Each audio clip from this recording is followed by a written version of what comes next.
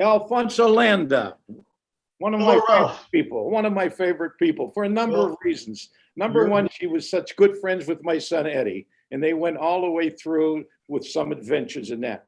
Okay, you've just graduated from Palm Beach Day School.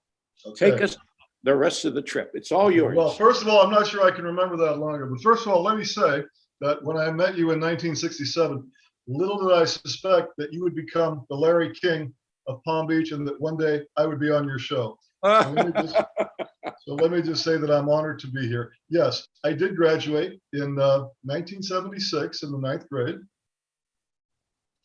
And from there, I went to Choate, the Choate School. Choate, Yeah, right. the Choate School in Wallingford. Choate Rosemary Hall is the official name. Lisa Bolt had already arrived. She was there already. And I was there 3 years. And I did quite a lot of history study there. I excelled, why not say it like it is? I excelled in history. And it's something I always liked. And thanks to you, I knew how to read, write, and speak English, which turned out to be a big advantage in my life to the present day.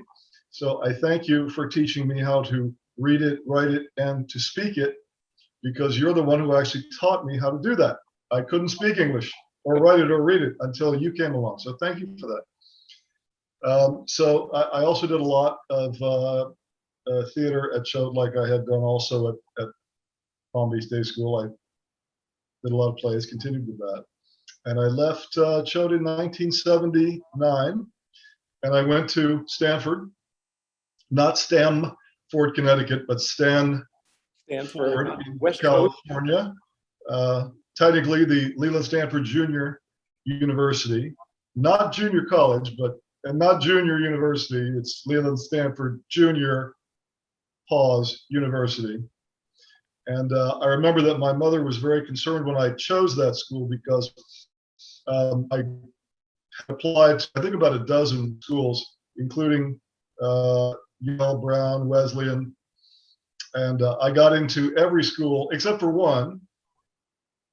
Starts with the letter P. I'm not sure I should mention it. By the way, I hold nothing against Princeton because they didn't accept me.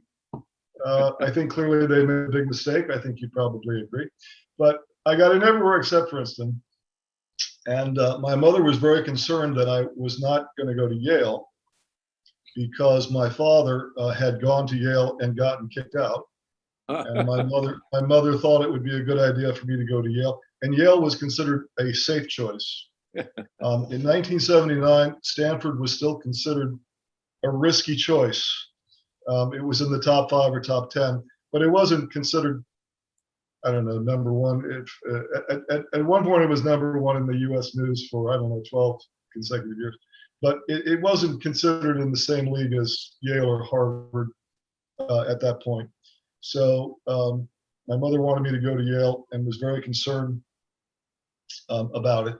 And the very first year that I was at Stanford is the first year that it was ranked number one in U.S. News and World Report. So I think I made a wise choice, although it had nothing to do with anything academic. It had to do with weather, and it might have had something to do with a few pretty girls that I saw walking around. I don't want to say I'm shallow or anything like that, but I did not go there. I went there for superficial reasons, but it worked out. It's an excellent school and always has been an excellent school. It's one of the Ivy League in the West Coast.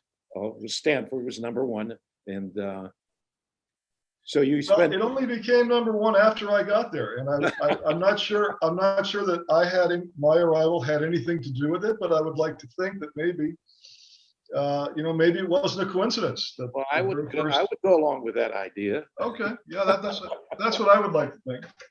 So when I was at Stanford, I majored in political science. I did a lot of theater work there, but I thought it would be foolish to go to an academic school and major in theater because they did offer a theater major. But I thought that since I had chosen not to go to a conservatory, that if I went to an academic school, I should at least take an academic major. So the major that I took was political science, which turned out to be not much of a science. I didn't know that when I first got into it. And I also didn't know that really economics, politics, sociology, and psychology really all should be combined into what I would call political economy, but nobody does it.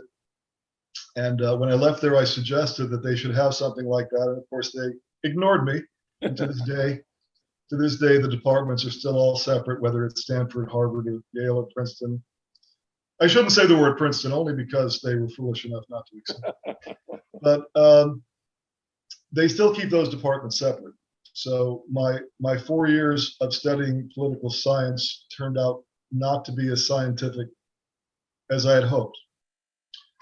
So after that, after my graduation from Stanford in 1983, I went to Los Angeles, and I lived in Los Angeles on and off, I would say, for about the next 20 years.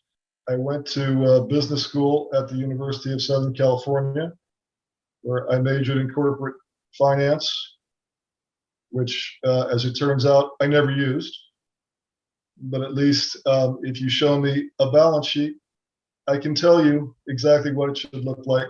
Not that anybody cares about this. It's turned out not to be useful. Can you, let me ask you this question. Can you look at that balance sheet and say, uh-oh, something's not right here? Yes, I can definitely do that. I can definitely tell you when something's wrong. When something doesn't smell right. Okay. Well, it's not that it smells right or wrong. It's just I can tell you by looking at the assets and looking at the cash flows.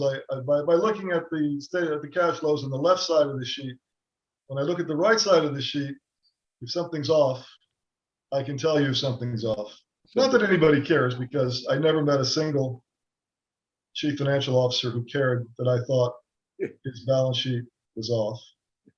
So I didn't really practice corporate finance. I was mostly a stockbroker. So I was mostly involved in what people mistakenly call investing. It's actually, in my opinion, should be called speculation. And speculation is not something that is taught in any academic institution. I don't care what business school you go to. I don't care if you have an MBA designation like I do. I don't care if you have a CFA designation, as some others do, as some people have both.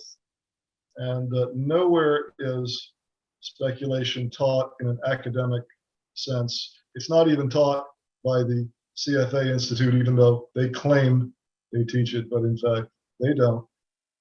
So most people shouldn't be involved in it, but yet everybody thinks that they should invest in speculating as to whether or not the price of a given security is too high, too low, or just right.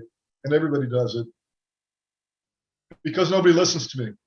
One thing I've learned after 60 years of orbiting our sun on this little planet is that nobody listens to me. That's not something that I knew when I knew you. That's something I learned after I left you. Nobody listens to me. So, tell me this very quickly. I'm just being completely ignorant of anything financial. You know, what do you think the effect of the president's speech last night is going to have on the economy? Anything? You know, obviously, any economy works off of productivity. The more you produce, and the more you can save of what you know, if you can produce something, and you can consume less than you produce, because that takes discipline to consume less than you produce. That's what creates savings. Savings is capital, and that's what creates investment. And investment creates more productivity, which, if you can then save that, produces more. So it turns into a virtuous cycle. If you can consume less than you produce, save the difference, and reinvest it, you can become more productive. I won't tell you whether or not that's what I see happening, but maybe you can infer that that's not necessarily what I see. Are we going to have another, and I see it every day, you know, I was leaving my house. Where you remember where I live, don't you? Oh, of course. Well, never forget where you live. Yeah, you used to throw the football there in the driveway, you and Eddie. No, you used to throw it. I used to catch it. And when you drop it, you'd make an excuse. The sun was in your eyes. Well, the sun was in my eyes, but yes, you're right. I make Well, excuses Alfonso, when I listen to this and give me your opinion on this. So I'm coming over to school last week, and I go to my car and I'm getting ready to open the door, and a car pulls up right in front on the street there. Two guys are in it. And one says, "Hey, you want to sell your house?" So joke, I said, "You have $5 million?" He said, "Let's talk." And then I said, "Well, I'm busy now. I didn't know." But I've been, my house. It's a tear down. People want to tear it down. It's a tear down. Yeah. I've been offered Now is a great time to, in my opinion, now is a great time to sell a house because everybody wants a house in Palm Beach. That's what I was thinking with Eddie and Lisa. I'd like to be able to leave them that. They'll have that. But the question is, when's the right time to sell? They're going crazy over here in Palm Beach. Every day, these people, they're giving these prices, 40 million here, 30, boom, boom, boom, boom. Yes. But I'm afraid when was it, in 2008 when the bottom fell out? Are we going to get a bottom falling out here? Well, no one knows the answer to that, but Right. So a real estate boom, a real estate bubble, call it what you like. I guess I should call it a real estate boom because that sounds better. It creates a seller's market. So you as a seller, you have the upper hand. So that tends to be a function of credit. When you extend credit and the interest rate you're paying on mortgages is low, then price tends to operate. It's like a seesaw. Price tends to become higher because when you lower the discount rate on any asset, the price is going to go up. Since any asset is the present value, the discounted present value of its future potential cash flows, anytime you lower the discount rate, you will raise the price of the asset the same way that you would if you were on a seesaw. So as long as a certain central bank continues buying mortgage securities at the rate of, I don't know, 80 billion a month or whatever it is they're buying, because these numbers are meaningless now, they're so big. As long as that continues, then that lowers the weighted average cost of capital for anybody who wants to buy an asset, a long-lived asset like a home, because a home is a long-duration asset. It's a consumer durable good. So that raises the price. So, I mean, the problem you have with selling a house is that you then have no place to live and you need another piece of shelter. That's right. Yeah, but assuming that, for instance, if they gave you the $5 million and you don't mind renting for $5,000 a month until, for the rest of your life, and you think that there's going to be something left over and that's going to be worth more than the value of the shelter was, then it's pretty good. It's an extremely good time to trade your shelter for Federal Reserve notes and then spend some of the Federal Reserve notes sustaining your life until it ends, and then leaving the rest to Lisa and Eddie. That's a perfectly reasonable thing to do, assuming you want to move, because the house is not just it's something that there's an intangible aspect as well as a tangible aspect. That's your house, that's where you live, and it provides you both with a tangible benefit of sheltering you from the elements, but also an intangible element of being where you lived your entire life. So all of this is very complicated, and only you can decide, whether or not that's something that trade is something that you want to make. Do I want to trade my house for 5 million Federal Reserve notes? Does that turn out to be a good trade or not? This is a very long-winded way of saying that nobody has the answer to that except you. Yeah. Well, I told him, listen, knock on wood, as long as I'd like to croak there, and instead of being somewhere else. So as long as this noodle If still you don't, if you don't want to move, then you shouldn't sell, because when people treat their house as though it's a speculative asset, they don't realize that they're depriving themselves of shelter. So you have to replace one piece of shelter with another. right. So that's the problem with all of these people, some of whom may watch this and be upset with me for saying it, but when you consume your house, it's the same thing as consuming your capital, the same thing as consuming your seed corn. There's this concept of seed corn that it's like the Native Americans every year when they would plant their crop of maize, a certain amount of that cannot be consumed. You have to save it as seed corn, and you dare not consume that residual portion, because if you consume the residue, you don't have any seed corn, you can't plant another crop. So it's only a matter of time that you will starve to death if you consume your capital. So capital consumption is a very bad thing. This is something that not one in a million people understand, that if you consume your capital, you are going to eventually reduce your productivity or your survival rate to zero. It's only a matter of time. So capital consumption is a very bad thing, but nobody seems to care anymore. And of course, since nobody listens to me, Well, I'm gonna hang where I am until something happens where I can't take care of myself. I'm hoping I can take care of myself until the end comes. well, I think you will. I think if anybody can do it, you can, because look how far you've come. I mean, when we started out together, I was a child and you were an adult, and now we're both old men. Well, I know how old you. Let's see.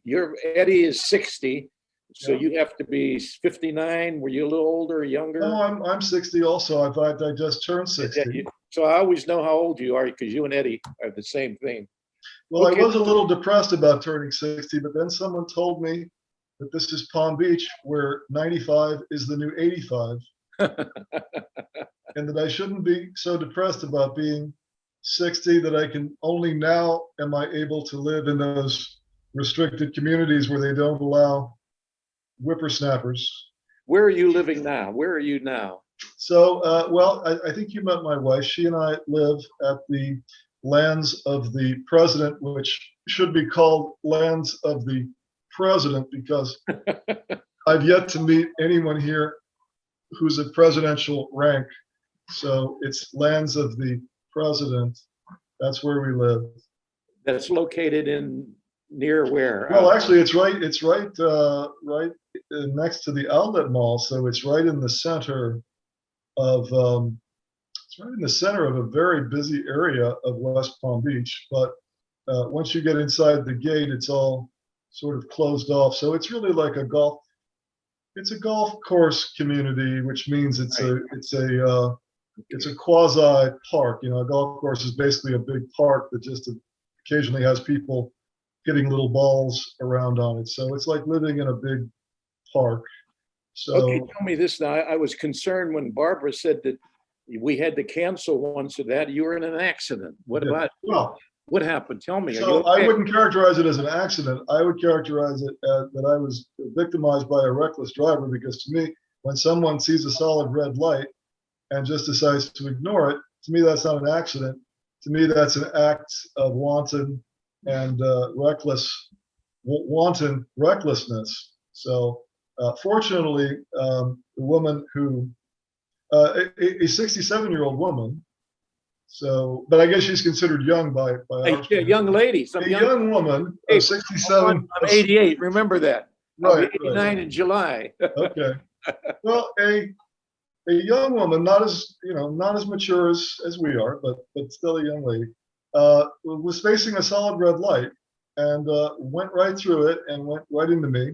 Fortunately, her car was even smaller than my car, so she couldn't generate enough foot pounds to get through the steel barrier that they place in the Mercedes-Benz door.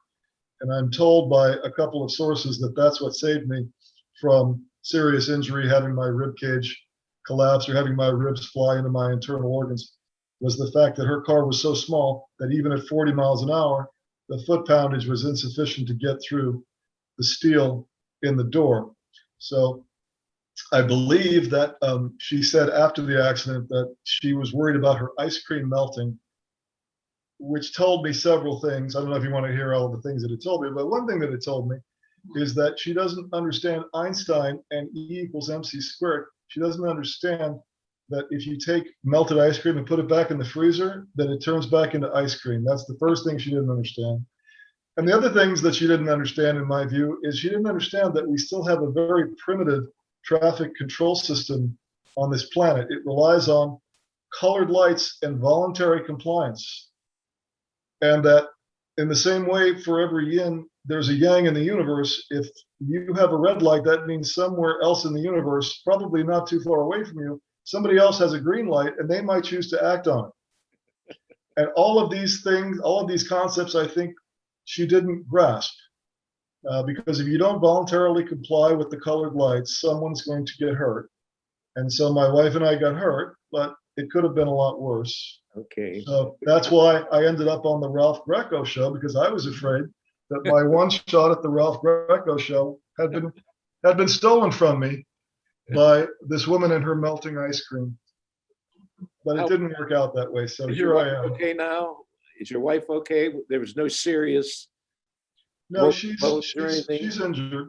We're both injured, but her injuries are more serious. Okay. She has to do all sorts of physical therapy. Hopefully she will recover. It's still too soon to know whether or not, to know what the full extent of the injuries is going to be. But as long as I can still raise, what my litmus test is, can I raise my glass of Chardonnay? Can I get it up to the level of the camera? So I can still do that. I can still get it to my lips, and I can still talk to you. So it could be a lot worse. Okay, let's do a little reminiscing. Okay. Palm Beach Academy. Give me some reminiscences. Well, remember, it wasn't Palm Beach Academy when you and I began. It was day school. That's right. That's right. Yes, yes. And I remember before that, it was the Palm Beach Private School. Private school. And it became the Palm Beach Day School. It's a 100-year celebration this year, 100 well, I assume that's why you're having me on your show, because we're celebrating. I'm going to all my famous students. It's at my favorite. Some amazing people I've had. I didn't realize, Alfonso. I've interviewed 4 people, 3 men and a woman. They're all PhDs in philosophy. One at Notre Dame, Wake Forest, North Carolina. You know what I mean? I've interviewed people. I'm trying to think. You were here when he, Carrie Emanuel. I wasn't, but I can tell you something that I found very interesting now that I'm old enough to be able to say so. So I realized that most of the useful information that I accumulated in this life turned out to be things that I taught myself. I didn't learn them at Stanford or USC or Choate or anywhere else. I learned them myself, and the reason I was able to teach these things to myself is because I was able to read English, specifically read English. So the most useful thing that ever happened to me was coming to the Palm Beach Day School and having a top-notch English teacher, because once I could read English, I could teach myself anything that I wanted. And when the internet came along, I didn't even have to go to the library anymore. The library came to me. So learning English was very, very important thing in my life. And I don't know if I think people take English for granted, but it's very important.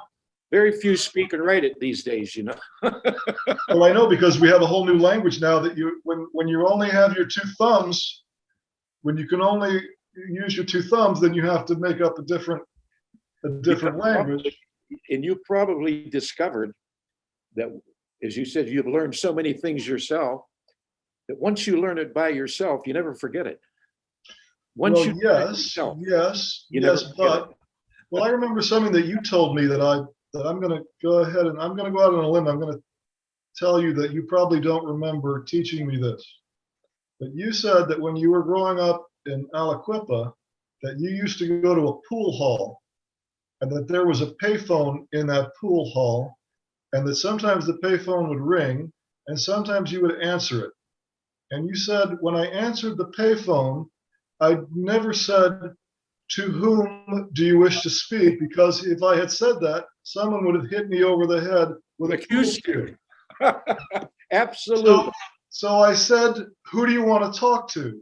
Yeah. But I knew in the back of my mind, this is you talking, I knew in the back of my mind that the correct idiom was, to whom do you wish to speak? And see, I never forgot that, because even I, in situations, will say, who do you want to talk to? But thanks to you, I know the correct way of doing it. Well, I always tell the kids this, look, that's all usage. That's all use. If you say, me want some ice cream, your message is going to be clear. You're being clear. People know what you want, and clarity is so important. And if you were in that pool room as I was, and someone says, hey, who took the ball? And you're not going to say it was I. You're going to say it was me, which is wrong, because we know I, nominative, is you people. But I said, I want you to know the difference, because one day you may not be in that pool room, but you may be meeting your future mother-in-law, who is a very uppity, educated woman. And you're going to want to say the right thing. So I'm teaching you these things. You make the choice, but I want you to make it not out of ignorance, out of choice.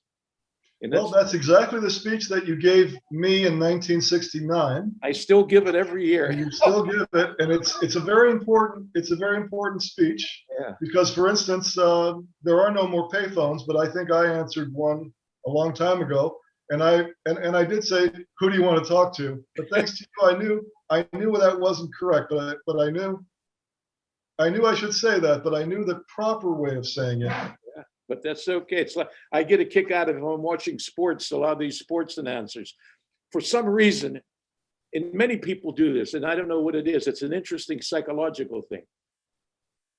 They'll say, well, between the catcher and he, for some reason, they think that the nominative case he is correct. But if you say between the catcher and him, which is correct, objects of prepositions, but it's correct. Well, it is correct. For some reason, they think that I call it the imperial nominative. It sounds better. Between he and I, it's wrong. I'm sorry. It's between him and me. Anyway, but I get a kick out of them. Hey, they're making a couple million a year. Let's leave them alone. I agree. Anyway. Okay, well, listen, Alfonso, this has been great. It really has. And I'm glad to see you. It's great to see you, Ralph. And we will see you. I will have your address. I'll have your address. Barb's going to get your address. Okay. As soon as this COVID thing dies down a little more and Lisa loosens up a little bit, you're going to come over and bring your wife, and we're going to have a nice dinner. I'm going to buy you a nice. That would be fantastic. And I must say that back in 1968, if someone had told me that the calendar would say 2021 and that you would have a talk show and that I would be on it, I would have said that's absolutely impossible, because there's no way that I and Ralph and a talk show can possibly survive to 2021. So we made it, though. Well, we made it. Yes, we did, but I would not have believed it. So it's not only enjoyable, it's also somewhat surreal. Oh, I do. And as I said, you because of your things with Eddie and everything, you're always one of my favorites. You know that. Thank you. Okay, Alfonso, I'm going to turn you over to Barb. I have your number here, and we will definitely get together. Okay, and thank you for having me on your show. I really loved it.